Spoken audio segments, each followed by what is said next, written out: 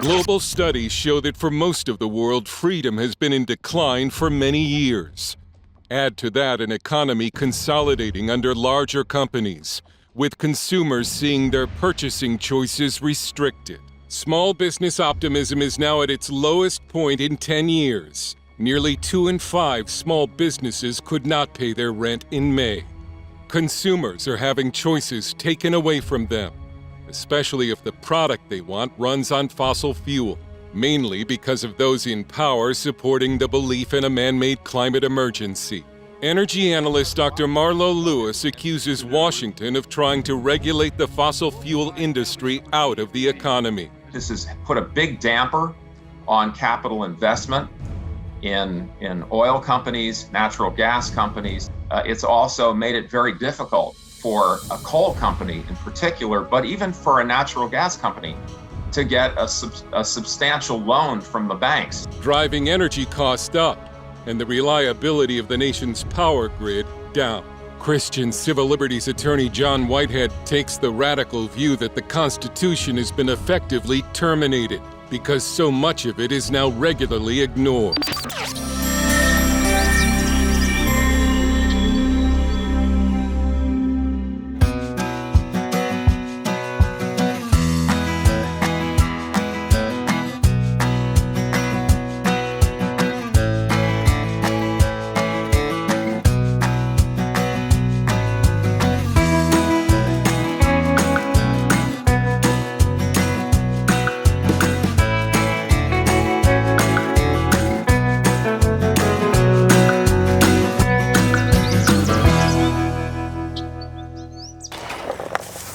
Welcome back to Seedtime and Harvest. Today we're at Brother Jesus and Sister Kathleen's house, helping them with their garden.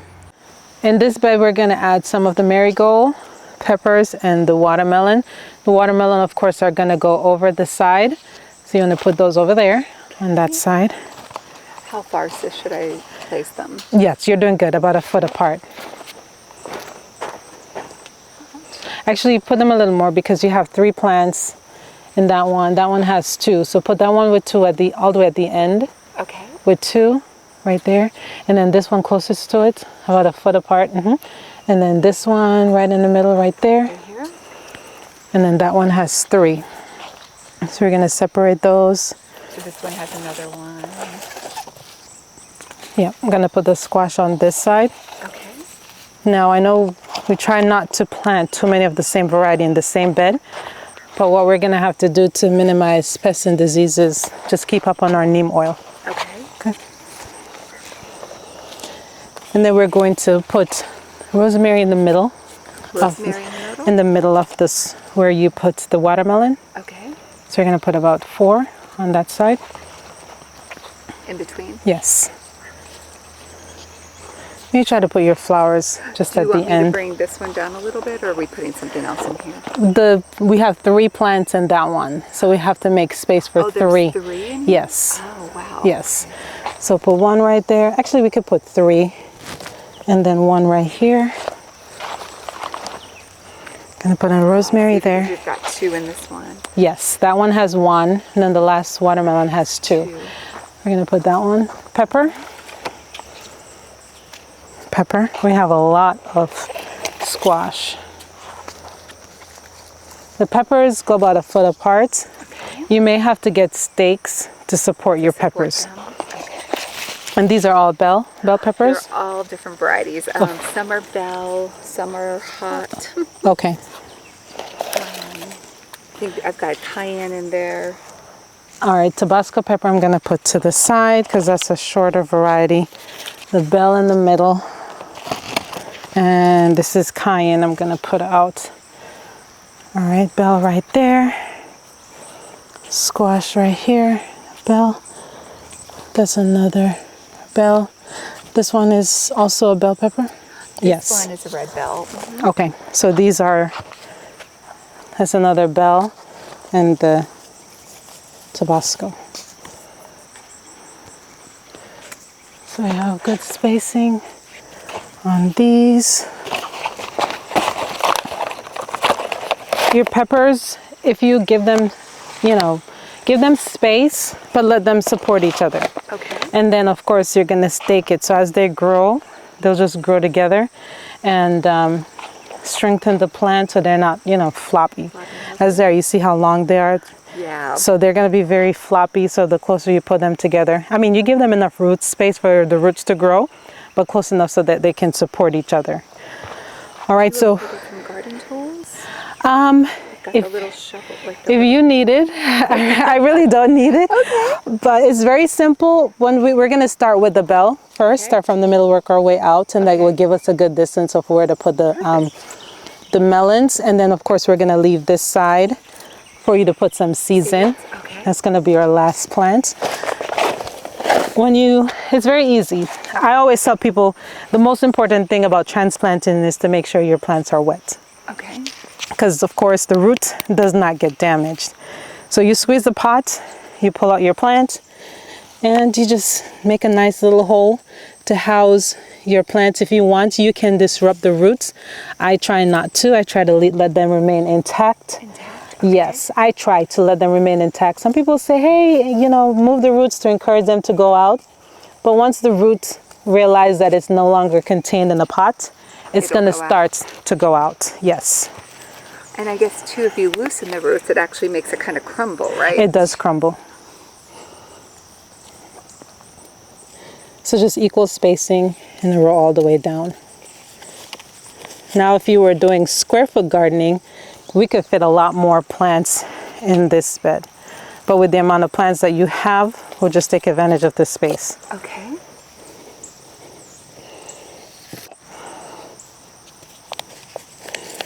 Now, if you have one plant in the pot, then you just need one hole, shake it out, and then keep going.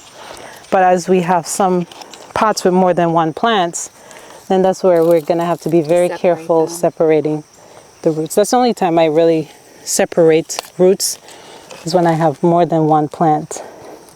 So you never plant both of them together in the same? Unless if it's a herb, yes. But like melons, squash, I separate them. Is it because of the size? Because of the size. Yep. They're going to be contending for a lot more space. So you just give them room. Give them the room they need to grow. Happy plant, make a productive harvest. Then I'm going to move on to the squash now. Okay. Some of the squash plants are Got watermelon here. damaged. Okay, so we're going to just do the same thing. I'm going to take them out and just start at your main stem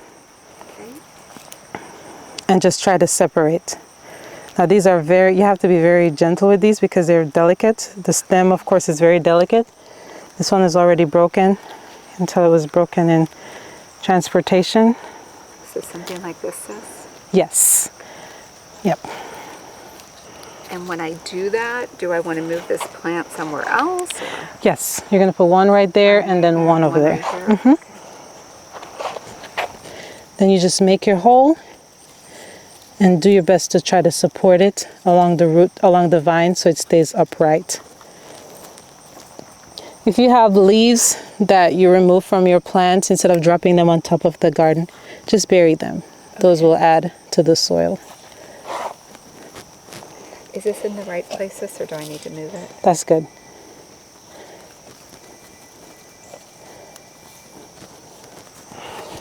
All right, and these are straight neck squash.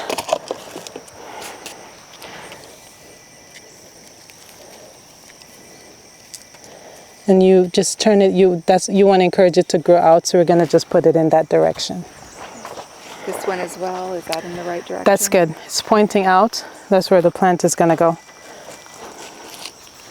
You're going to put that one a little bit close to the watermelon. Right there?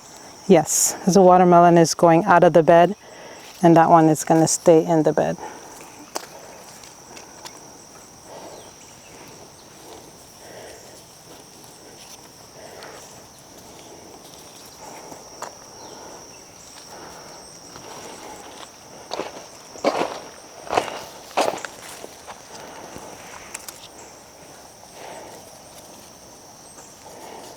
For the squash plant, we're going to have to get some support for these.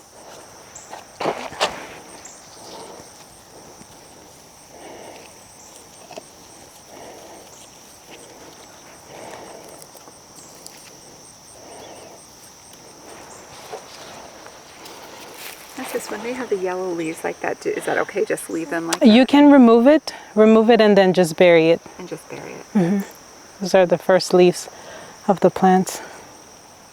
It was such a pleasure being out here with Sister Kathleen and Brother Jesus, helping them with their garden. It was hard work, but it was fun. And we're excited that you have your garden in. I'm happy for you that you're on your new journey as a new gardener. Well, let me tell you, Sister Sharish, we are so grateful for you and for Brother Jose for coming Praise out God. to show us how to do this and to get us started. And we're grateful for that blessing. And it's going to even be more special as we watch our plants grow. And Amen. we'll remember this. So thank you so much. Oh, you're welcome. And thank you so much for joining us on Seedtime and Harvest. Don't forget to like, to share, to subscribe, and leave your comments if you have any. And again, gardening is fun. Gardening is enjoyable. Amen. And just being able to harvest the fruit of your labor, that's a blessing. So I can't wait. I hope you all get your garden started. Happy planting. Bye.